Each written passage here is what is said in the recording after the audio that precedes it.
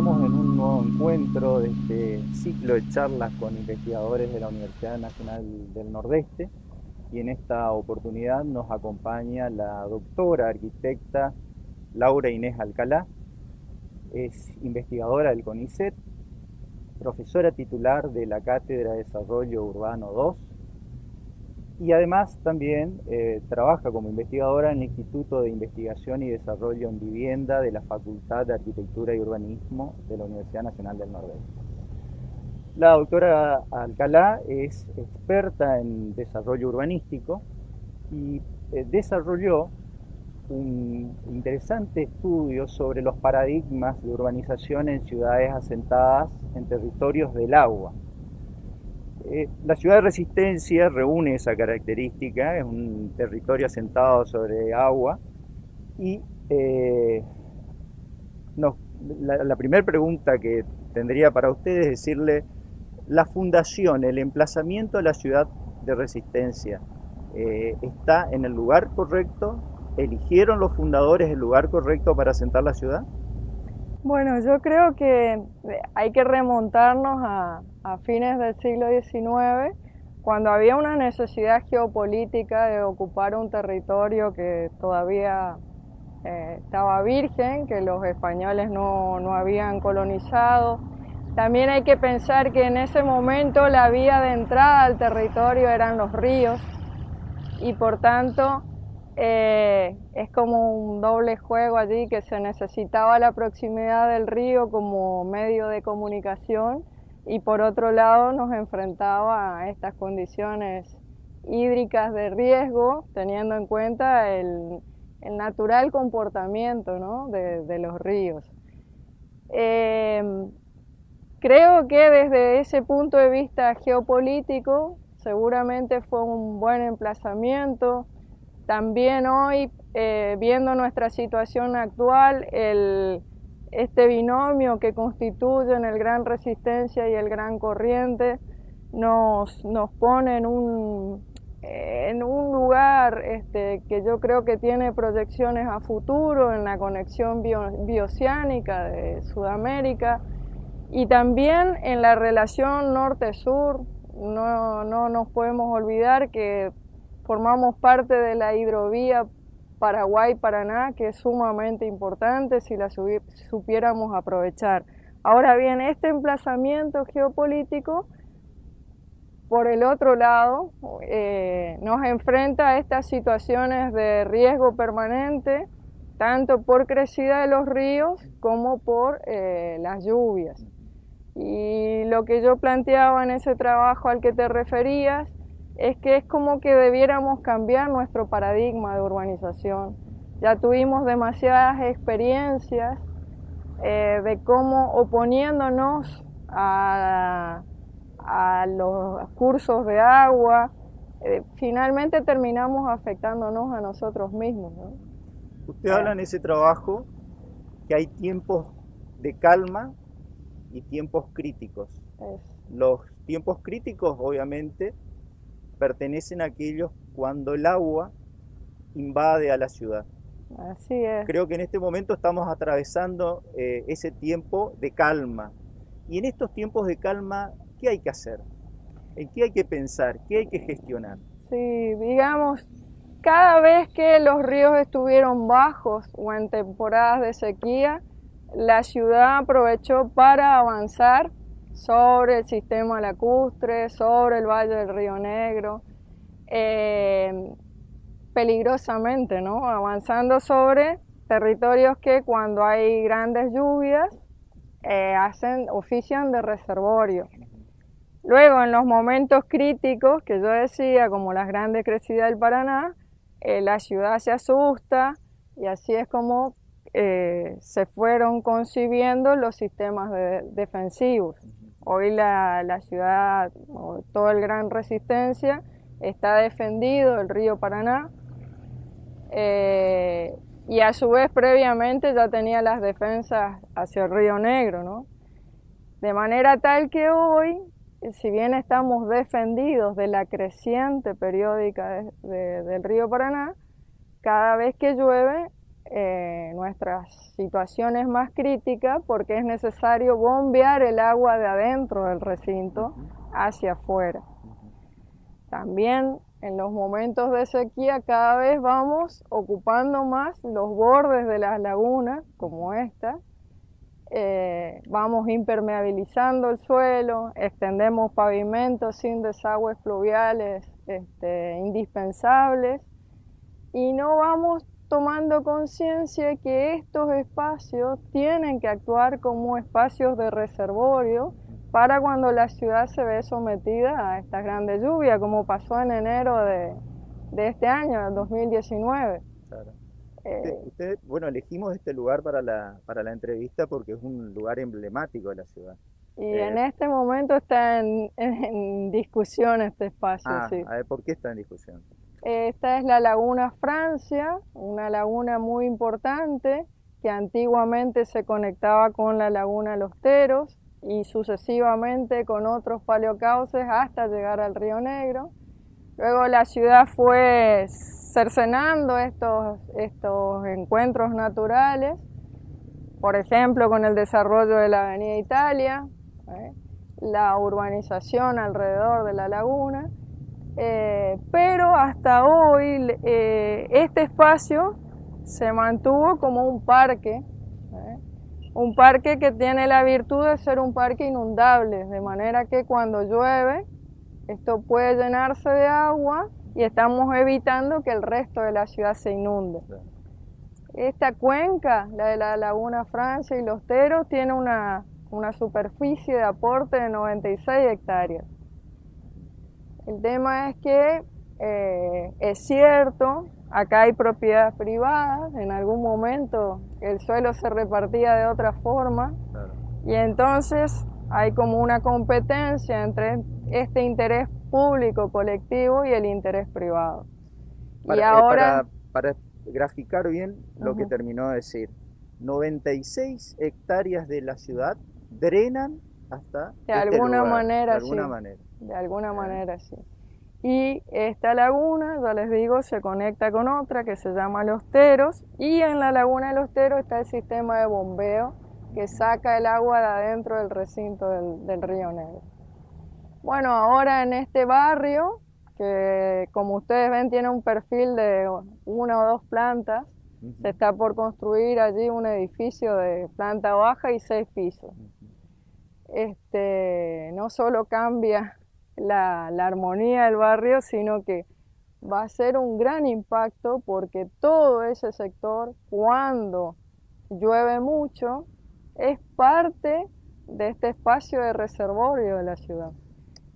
A ver, viéndolo de otra manera, estamos viendo un futuro barrio que ante lluvias excesivas va a quedar bajo el agua.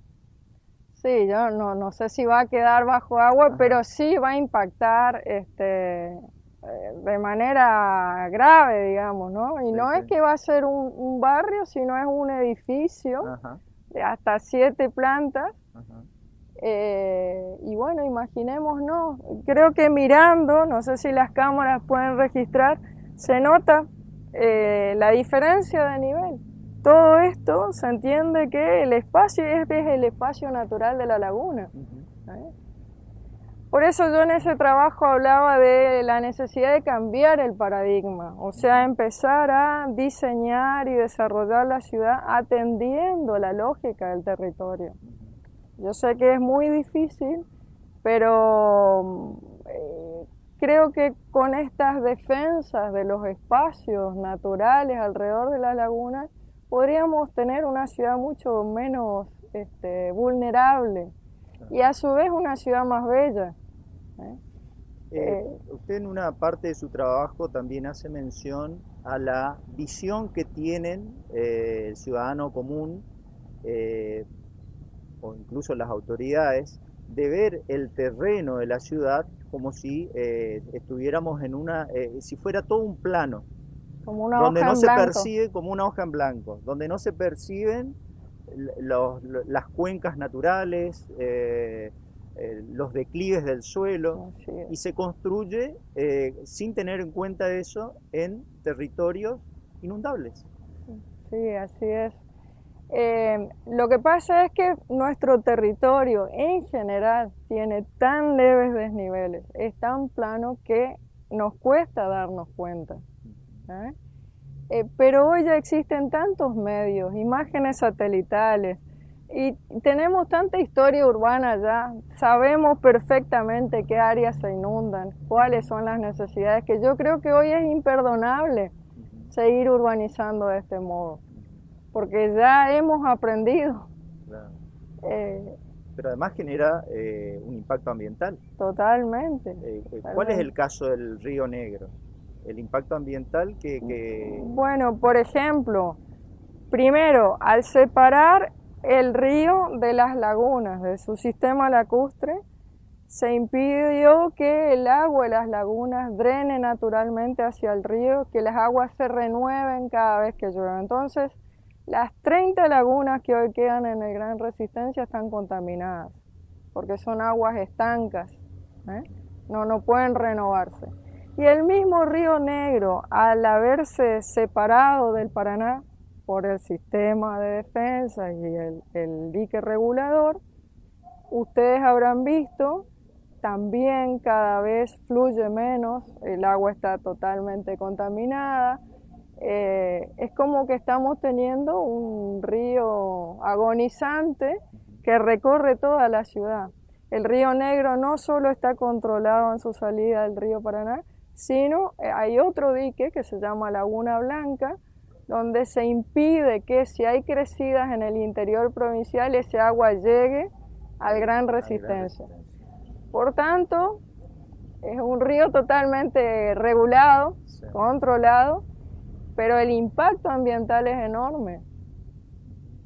¿Qué cantidad se sabe de superficie está construida o se avanza sobre las cuencas inundables del casco urbano? No, te mentiría. Eso, ahora justamente una becaria de pregrado está haciendo un trabajo muy interesante sobre esta cuenca, tratando de redibujar cuánto ocupaban los cuerpos de agua en el 35, en el 62 y ahora como una evolución. Un colega me facilitó imágenes aéreas del 35 y del 62 y eso nos está ayudando mucho. Pero ¿Y es marcado el avance? Totalmente, y sobre todo ahí uno puede ver cómo se fueron cercenando estas conexiones naturales entre las distintas lagunas. Lo que es bueno aclarar que hay un reglamento de urbanización que tiene la ciudad de Resistencia, inclusive con cotas, donde un habitante puede saber al adquirir un terreno en qué cota está edificando, si está en un terreno inundable o no. Sí, y se fue modificando paulatinamente ese reglamento, esa resolución. El Código de Planeamiento Urbano de Resistencia en los años 80 dispuso que había lagunas de transición y de reservorio. Desde este otro paradigma de que el progreso era avanzar con la urbanización. ¿Se llaman lagunas de transición a cuáles? A las que se podían rellenar. Primer paso bastante malo, ¿no? Luego, a partir de la gran inundación del 82-83, cuando se rompió el primer dique de regulador del Río Negro, luego con también la siguiente inundación del año 98, la Administración Provincial del Agua sacó una resolución para mí muy importante, la 1111, que alertaba a la población de las áreas prohibidas, de restricción severa. Es decir, la Administración Provincial del Agua no puede tener injerencias sobre la propiedad privada, pero sí puede decir: en este terreno hay una restricción severa, está prohibido construir. En las restricciones severas, por ejemplo, se dispone que no se puede construir si no es palafíticamente. Claro, después se terminan las defensas en el 2004 y hay como una disputa de que si la ciudad ya está defendida, ¿por qué vamos a seguir con estas restricciones? Lo cual para mí es muy peligroso, porque que haya defensas no significa que estemos resguardados. Digamos, tenemos una sociedad despreocupada que no está sabiendo la altura del río. Y por otro lado, cada vez vamos viendo más el impacto cuando llueve. Ya no nos inundamos por ríos, sino por lluvia. Claro.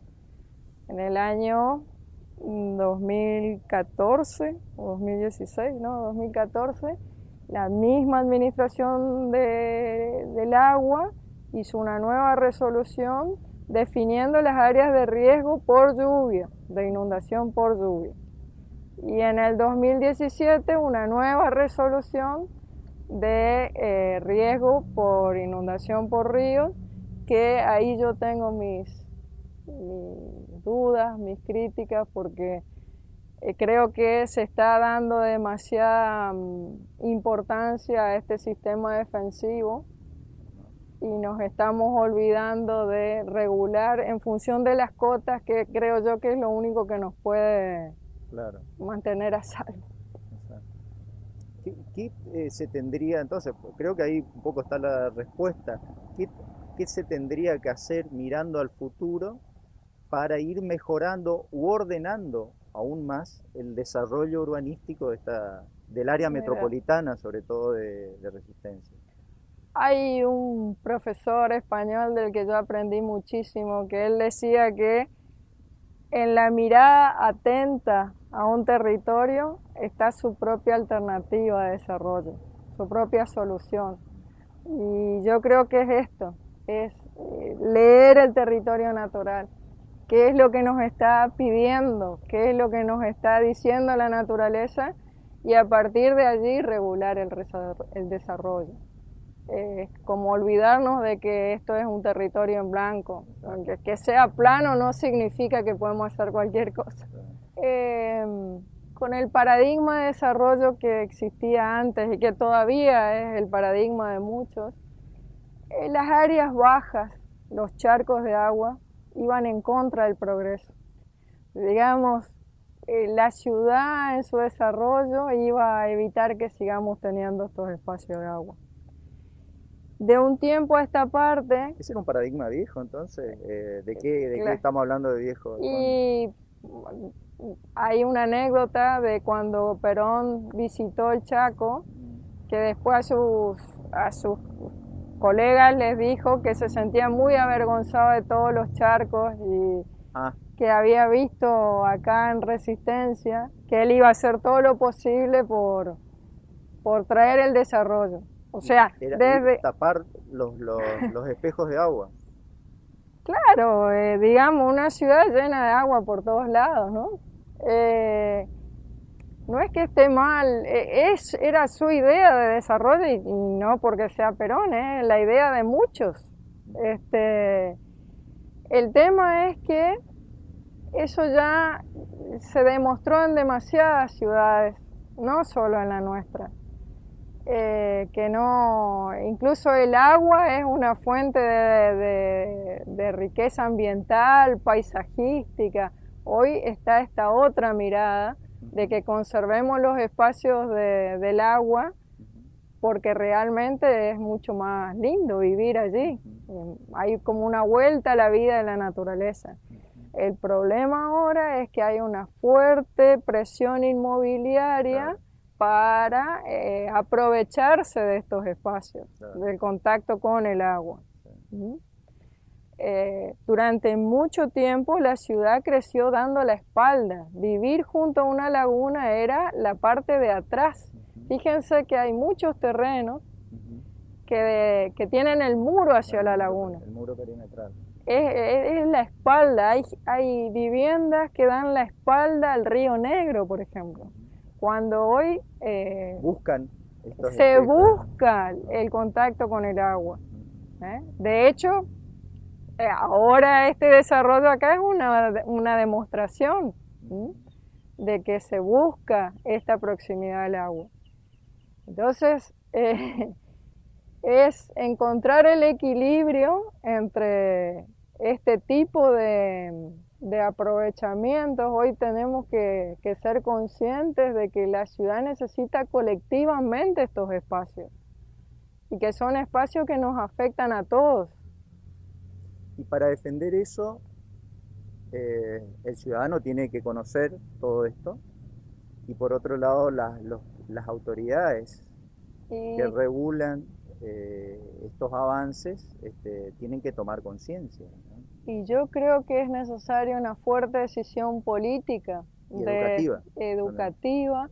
Y también necesitaríamos de colegas del derecho, juristas, que nos ayuden a encontrar la manera de hacer prevalecer el interés colectivo por sobre el interés privado. Bueno, el tema de la basura en Resistencia es otro gran problema. Es una cuestión socioeconómica también y educativa, como decía. El grado de contaminación que tienen nuestras lagunas y el río obedece tanto a la basura que vemos aquí, como también a los serios déficits de desagües cloacales. Muchas lagunas están rodeadas por urbanizaciones que no disponen de desagüe cloacal. También hay muchos asentamientos y en nuestros territorios críticos desde el punto de vista hídrico, lamentablemente también afectan los sistemas de drenaje porque se tapan los desagües, las bombas pueden no funcionar si llega basura. Pero en función de todo lo que usted está diciendo, Resistencia crece de manera desordenada. Sí. Es un diagnóstico preocupante, digamos, para ponerle un adjetivo. Crece desordenadamente y el Estado no es ajeno a ese crecimiento. Por ejemplo, la construcción de vivienda social, de vivienda pública, se hace en sectores que no tienen resueltos los desagües pluviales. No se invierte en desagües pluviales. Entonces, después fácilmente busquen los diarios de las lluvias, de los días de lluvia, y siempre hay barrios nuevos de vivienda que quedaron bajo agua. Y se sale a trabajar sobre la coyuntura problemática. Exactamente. Pero hay estudios científicos Sí, que anticipan esto. Por supuesto que los hay. Uno de esos es el suyo. No, pero hay muchos trabajos de la Facultad de Ingeniería, de la misma Administración Provincial del Agua, que señala dónde hay que invertir en desagües pluviales. Pero digamos, el Estado en sus distintos niveles no es monolítico, no es homogéneo. Claro. Y hay otras necesidades, como las necesidades de vivienda. Bueno, se construye, pero se construye mal. No, lo que quiero decir es que hay un aporte científico, en este caso de la universidad, para evitar estas situaciones y lamentablemente no se echa mano a eso. Hay una inversión profesional de trabajo, de estudio, y no se está echando mano a esa solución. Sí, sí. Y incluso dentro de los organismos públicos hay mucha gente idónea que pelea desde donde puede, pero claro, hay otras decisiones que escapan a funcionarios y son más bien desde el plano político.